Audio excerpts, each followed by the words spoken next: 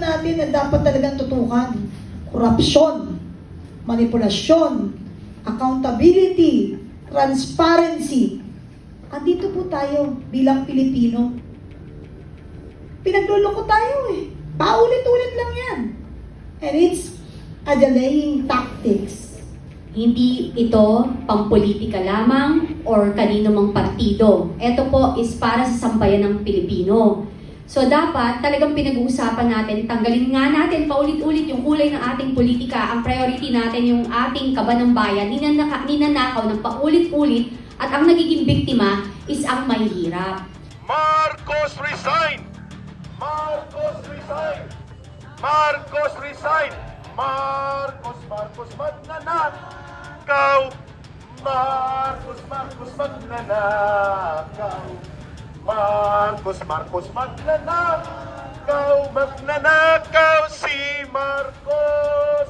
Sabi ni Saldico, ang isa lang na inutos pa lang sa kanya, partial pa lang, 100 billion pesos ang kinulimbat at dinurobo ni Marcos. Direct order from the President.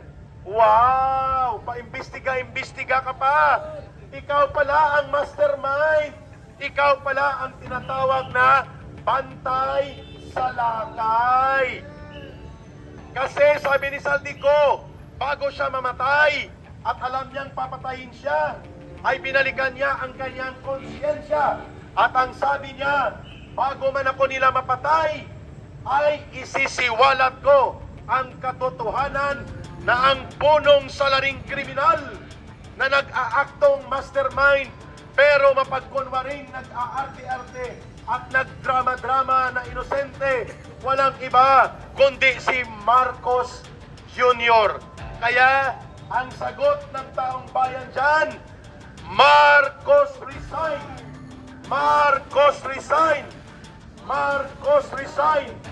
Marcos resign! Pinapaalala na Panginoon lang talaga ang nag-aakla. Marami po kasing conspiracy theorists, no, na lagi po nilang iniisip na kapag ang mga pangyayari sa bayan ay hindi nagaganap ayon sa kanilang pagnanasa, ay ang conclusion nila ay merong nag-stage.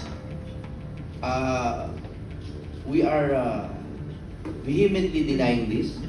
Malinaw po namin sinasabi na ang mga pangyayaring ito ay organic at hindi po kami ang mayakda. Yung pagtitipon po sa November 16, yan pa rin po ang dahilan kung bakit tayo nagtitipon ngayon. Alam ko po na maraming nangyari, maraming mga eksklusibong nangyayari.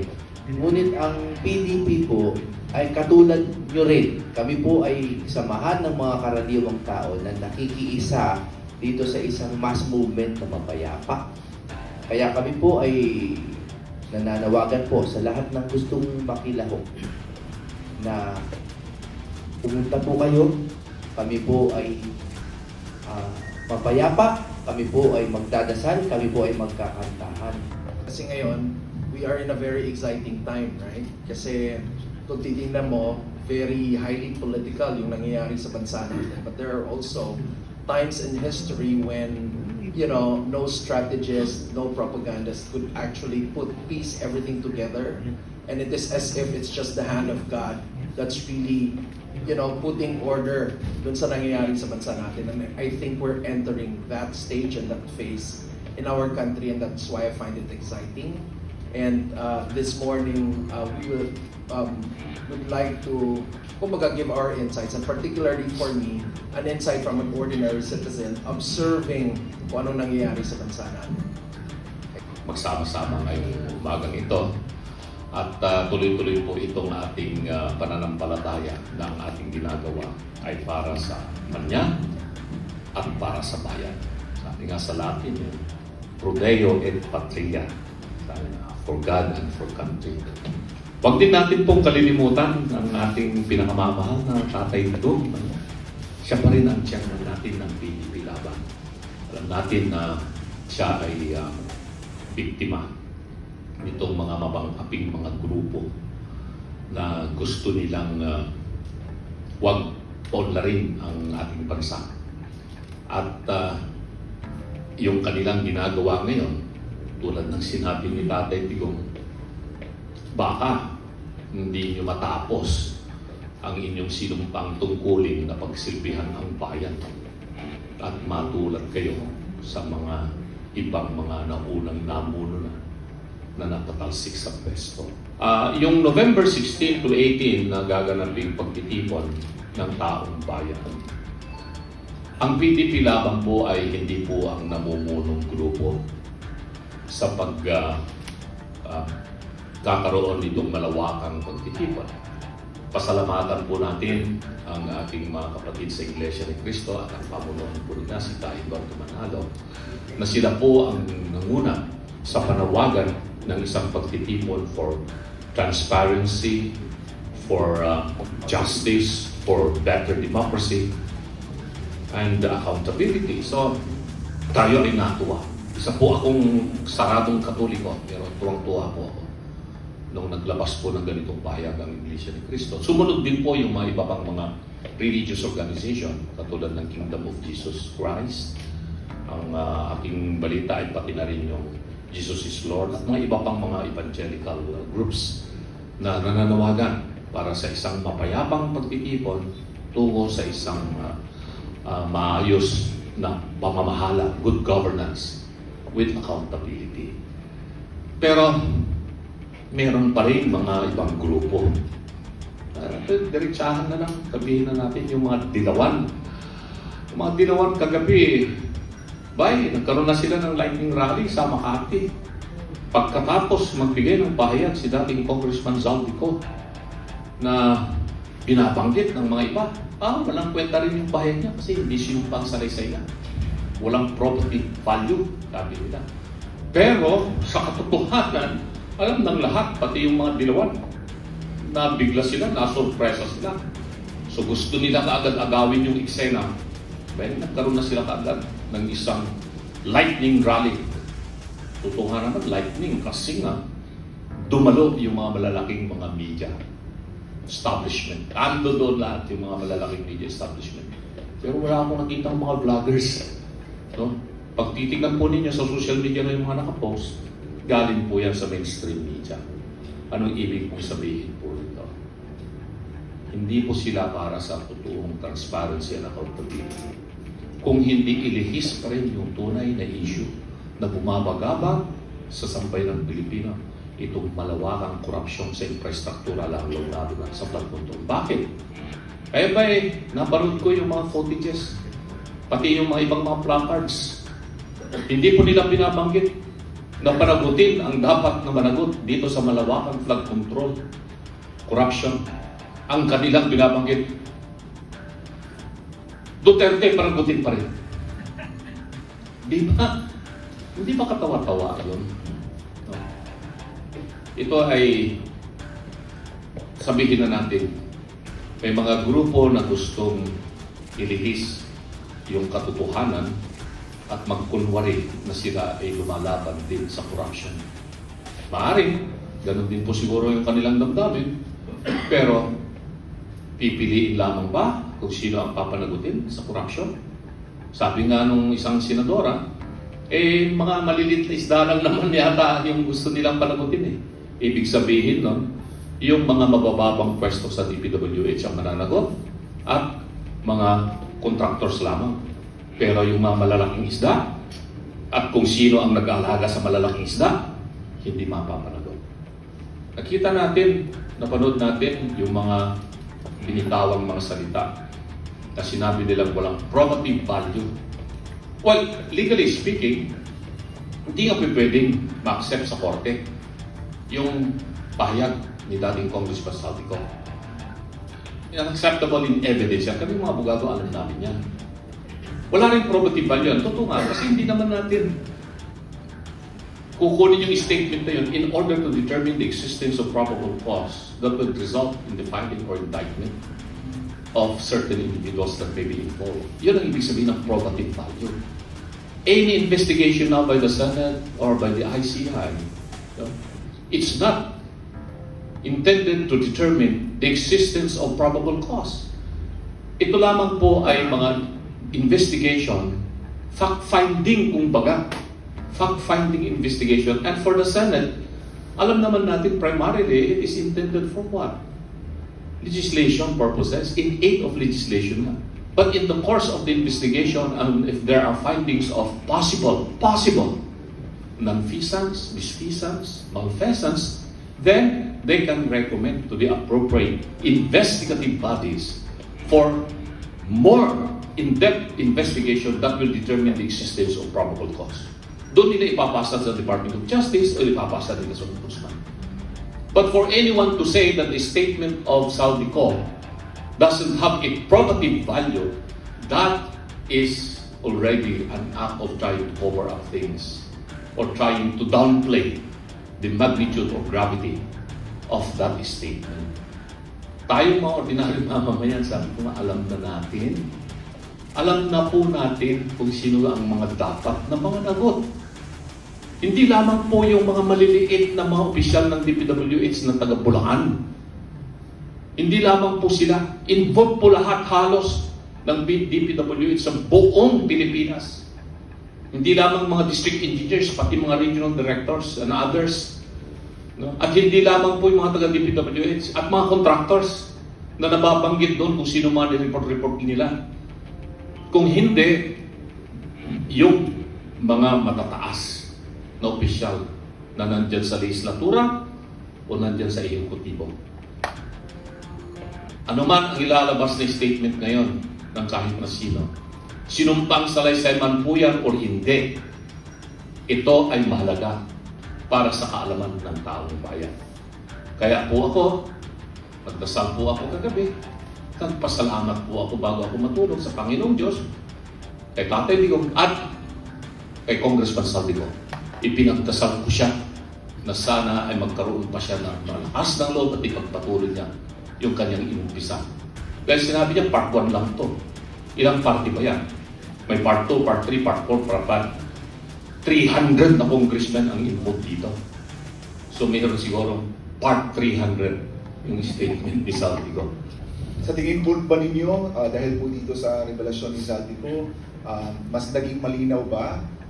May mapapanagot na kaya? May makukulong na ba bago po matapos ang 2025?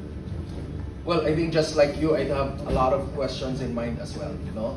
Because number one, kumbaga yung confession ni Saldico is not an ordinary confession. It directed straight to Malacanang, particularly the President. And si Malutikia summarized kung ano yung mga points ni Saldico. And she said it was about corruption, budget manipulation, and abuse of power. And I'd like to add to that kasi parang may high level na collusion, right, na nangyari.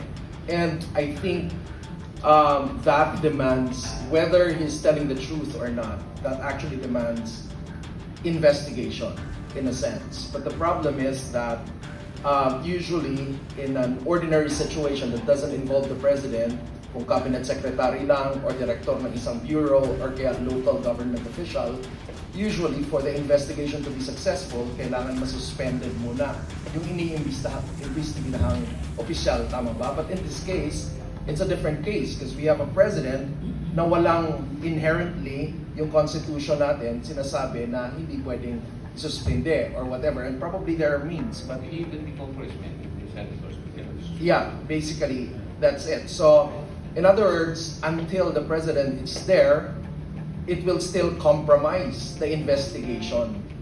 Nakita ko lang, the reason why I thought about this, kasi nga sinabi ng ICI na titingnan at pag-aaralan muna nila. Kaya lang, right, yun ang sinabi nila. Pero ang problema nga, pag-aaralan mo to, but the President, understand that the President actually formed ICI.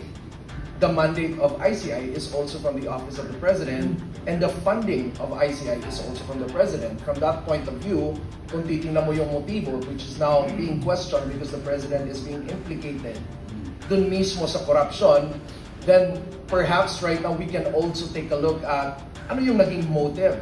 Was the motive really to get into the investigation and find out things, or was it pre-planned? Because perhaps nakita nila na posibleng may Zaldico na magsasabi. And now the most probable way na pwede mong gawin is to pass it on to an independent commission that can investigate. But is it really independent right now? If we try to look at, piece together and try to see ano bang naging motibo on putting this up, because it's probably just to buy time, or probably just to control the story, or even, there are a lot of things na pwedeng gawin, or mag-absorb lang ng anger ng mga tao na may ICI na, hintayin nyo na lang muna, and all. So, Sir, all of these... follow up on that Yeah. question ko. Dapat bang patunayan ngayon ng ICI na independent po talaga sila and start investigating kung ano yung sinabi ni Zaldico regardless kung sino man yung iimbestigahan na personalidad? Well, it's up to them kung patutunayan nila. But I think the public will not believe them anymore. Sa akin, no, di ba, sinasabi rin ni Undersecretary Claire Castro na hearsay lang ang sinabi ni Zaldico, former Congressman Zaldico. Apparently, let's not forget na he is the appropriation chairman. So kung meron mang may alam sa paggawa ng budget, siya yun. So, alam niya at hindi niya magagawa ang mga bagay-bagay kung hindi siya binigyan ng go signal. Isa lang siyang nautusan. At tatandaan natin, ang huling pumipirma at nag-check ng ating budget ay ang ating presidente. So hindi natin pwedeng sabihin hindi sila liable. Sabi nga niya, 4,000 pages. Am I correct? Binasa niya. At sa dami rin po ng kanyang secretaries, undersecretary, assistant, whatever, kung di man niya nabasa ng 4,000, dapat dinictate sa kanya kung tama ba o mali ang kanyang budget. Wala akong lusot dito, hindi po pwede kahit sino. Kaya nga sabi ko, hindi ako pwedeng maging politician eh. Kasi pag naging politika ka, walang kaibigan, walang kamag-anak, dapat ang iyong loyalty is sa sambayan ng Pilipino at sa bayan mo. Yun po. Unang-una, questioning yung legality at saka pagiging matatag ng mga statement ni Congressman Zaldico. Bakit hindi mo muna questioning yung mga ginawa nila sa past na may kasabihan na nag-trending that bending the law is better. Tapos nasundan pa ng iba't iba pang nag-apply ng word na yon na bend the law na ginawa na rin to sa iba't ibang departamento. Nakita niyo yung ginagawa, it's only justification para to delay lahat ng gustong marinig ng taong bayan. Alam niyo, sa totoo lang, yung pahayag po ni Zaldico kahapon ay talagang kinalampag ang ating bansa at ang ating mga kababayan. Ngunit kung ang magiging parang scapegoat dito o rason is sasabihin, hindi ito matibay at hindi nila bibilihin ang pahayag ni Zaldico dahil hindi siya under oath, right? Eh yung mga nag-under oath na nga before na hininga nila ng mga statement, na-bend pa nila yung statement. Pwede naman yan to follow what is important is nagpahayag. And in fact, meron na pong part 2 na dapat natin subaybayan. Alam mo, ang weakest na pinaka bagay na magagawa mo kapag may mga pagpapahayag na kinokondena ka sa isang maling ginawa mo is yung pinaka-weak is yung defense na ginagawa is yung denying. Right? Wala silang ibang pwedeng gawin this time kundi ilihis ang taong bayan para magmukhang mahina yung mga pagpapahayag ni Zaldico kahapon. At tungkol naman po sa mga kababayan natin mula sa malalayong lugar, alam niyo yung layo na yan ay hindi po yan hadlang para marinig ang mga tinig ninyo at gagawin nating boses. Kaya through this social media, we are very lucky dahil naabot natin ang panahon ng social media. Dahil yan ay matagal nang nangyayari, tumindi lang ngayon. Why? Dati kung ano ipapalabas sa telebisyon na inaabangan nating news, yun lang ang paniniwalaan natin.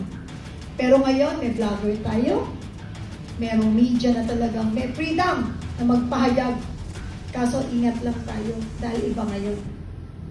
Iba po ang labanan ngayon.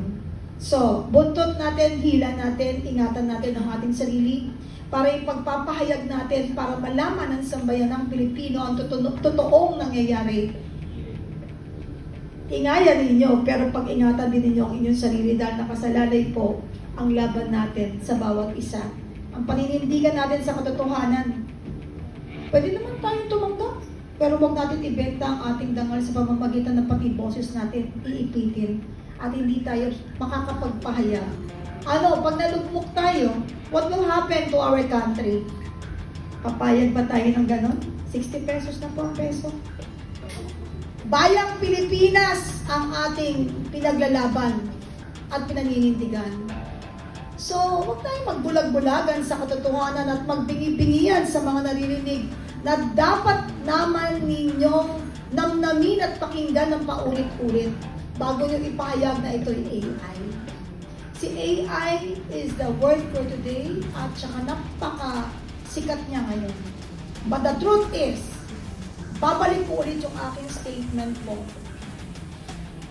Kung AI ba yan, gagamitin mo yung sarili at pribado mong Facebook at inyong page? O, at saka syempre pag AI, maganda ka sa AI. Tingnan nyo nga, hapis-tapis yung mukha ni Saldi ko doon. Payat na po. Maawa po kayo sa tao. May dagdag ako sa AI na yan. Sinasabi nilang AI, pero nakakatawa naman na nagkagulo ang Malacanang. And perhaps even nag-meeting pa sila para maglabas ng emergency na press con kung sasagot lang pala sila sa AI. Diba? So it doesn't make sense at all. AI technology, AIT, ang inuuto tayo. Diba? AI technology. And apparently, alam mo, ang hamon ko na lang, pag sino man nagsasabi sa inyo, dyan sa inyo, na AI ito, dalhin natin sa forensic expert. And alam ko, papayag si Saldi ko na gawin yan.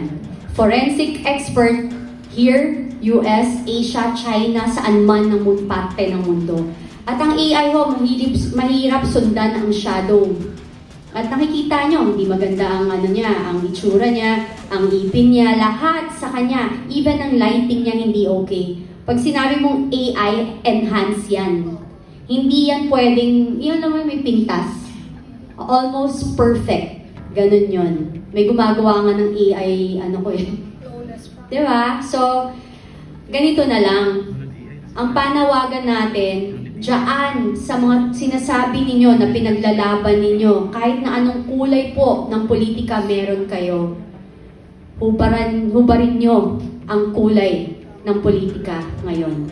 Kung totoong sinasabi nyo na para sa bayan, ang pinaglalaban ninyo, at nagmamalasakit kayo sa bayan, dapat nating panugutin yung totoong may sala. Magkaisa tayo. Yung mga may personal na away, galit, wiset, inggit, whatever you call it, if this is really your call to have a proper, talaga magkaroon tayo ng tamang pamumuno at magkaroon ng mga leader na talaga namang ang pagmamahal is para sa bayan at sa kapwa Pilipino. Tumayo tayo at lumabas tayo, manindigan tayo, manawagan tayo ng mapayapa na dapat karapatan natin na magkaroon ng tamang pamumuhay at maayos na pamumuhay sa ating bansa. And we deserve better. Lumabas po kayo at magsama-sama tayo. Wala akong pang-iinsulto dito, but bagkus ang tunay na pagmamahal sa ating bayan. Ang sinabi po ni Sandy ko, pinatotohanan po niya yung sinabi ni Orly Gutesa. Pinatotohanan niya, sinabi niya na ako po ay nagre-report lang ko ha. This is fair and true reporting, walang dagdag, walang bawas. Ang sinabi niya, nagdala siya, tama ang sinabi ni Orly Gutesa na nagdadala sila ng pera sa Malacanang. Number 2, sinabi rin po ni Sandy ko, na totoo po yung 100 billion na insertion and on the condition na ang 25% ay ibibigay po sa Speaker at sa Pangulo mismo. Sa Pangulo lang po, 25 billion daw po, di umano ang binigay sa Pangulo.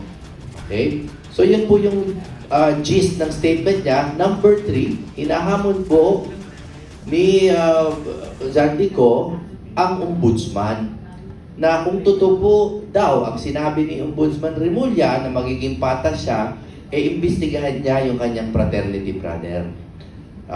Na yun po ay salita ni ni Zaldico para po malaman kung totoo ba talaga yung sinasabi na 25 billion at yung mga remowa ng mga maleta. At pang-apat, sinabi rin po niya na dapat maging subject din to ng investigation ng mga congressional bodies. Alalahanin natin yung 100 billion na ito na binabanggit ni Congressman Saltico, that is only for the 2025 budget. Yes. 100 billion lang. Wala pa po yung 2024 budget. Wala pa po yung 2023 budget. At saka yung half of 2022 budget. Siya yung chairman ng Committee on Appropriations At alam naman po natin kung gaano kalawak ang kapangyarihan ng chairman ng Committee on Appropriations kung merong pahintulot ang tunay na namumuno sa opisinang kanyang pinaglilingkuran. Hindi naman po magagawa yan ng chairman ng committee kung hindi po may clearance ang totoong pinuno ng kanyang opisina. Alam ko po yan kasi matagal po akong nanilbihan sa Kongreso ng Pilipinas Hindi ito pampolitika lamang or kanino mang partido. Ito po is para sa sambayan ng Pilipino. So dapat talagang pinag-uusapan natin, tanggalin nga natin paulit-ulit yung kulay ng ating politika. Ang priority natin yung ating kaba ng bayan, ninanakaw ng paulit-ulit at ang nagiging biktima is ang mahihirap. So ang GAA po, ayan po ang huling pinipirmahan ng ating presidente. Tama po, Attorney? So, imposibleng lumusot ka, BBM, at sabihin mo na wala kang alam. Kasi ikaw ang huling pumipirma ng budget natin. At kaya mong i-veto. Kahit napansin nyo, ang lakas ng panawagan ng mamamayang Pilipino na i-veto. Huwag payagan, pero itinuloy pa rin. So bakit? Yun dapat ang itanong nyo sa kanya. Maraming salamat. Isa lang ang punto natin na dapat talagang tutukan. Korupsyon, manipulasyon, accountability, transparency. Andito po tayo bilang Pilipino. Pinagluloko tayo Paulit-ulit lang yan. And it's a delaying tactics na ginagawa nila na nangyayari hanggang ngayong araw. Sana po bukas po, sana, tulad ng sinabi po ni kasamang Jimmy, tanggalin natin ang kulay, kung ano yung gusto natin, respetuhin natin ang bawat isa, pero bilang Pilipino, isa lang ang panawagan natin Tigilan nyo na yung panloloko. I will not say sorry sa mga words na ginagamit ko. Dahil tigilan na rin natin ang pagnanakaw sa kaba ng bayan. That's the main issue. Kaya nga po may flood control. Is para makontrol yung mga mangyayari pag may mga kalamidad na nangyayari at nagaganap. Pero ito ay talagang sadyang binabudgetan ng gobyerno dahil ito'y di birong mga pangyayari na pwedeng maganap kapag ito'y napabayaan. Pero anong ginawa nila sa budget? Sorry for the word, pero sabi ko, hindi pala ako mag-sorry. Binalahura nila ang mga pera at tax na binabayad ng mga Pilipino. Wait, we have budget to control yung flooding. Pero anong ginawa nila? Flood ang natira, nawala si control. And that's the reason why hanggang ngayon, marami ang basa, marami ang lubog, marami ang mga namamatay. Kaya bilang Pilipino, kailan ba tayo magigising? Gising, Pilipinas! Habang minananindigan, dagdagan pa natin Dahil itong laban na to, hindi naman nila laban to eh. Laban natin to. Matagal na silang lumaban at ng isa. Inulit-ulit pa natin at binigyan ng pagkakataon. But this time, kitang-kita natin kung paano tayo binaboy, kung paano ninanakaw ng harap-harapan, at i-deny na wala silang kinalaman. Hoy, hindi uto-uto ang Pilipino. Sabi na naman ng isa, uto-uto nga kayo eh. Kaya paulit-ulit yung binalik niyo pa eh. Wala na nga. Hindi po. Bilang Pilipino, marunong tayo magpatawad dahil ang Diyos nga nagpapatawad. Ito'y isang panibagong pagkakataon para ikay linisin ang iyong pangalang sabi mo na dumihan. At dapat mong matunayan na hindi totoo. Ngunit anong nangyari? Pinatotohanan mo ng paulit-ulit. Kaya dun sa mga madidilim ang paningin, pwede ba? Mag-sprite kayo, magpakatotoo kayo. Yun lang. Thank you.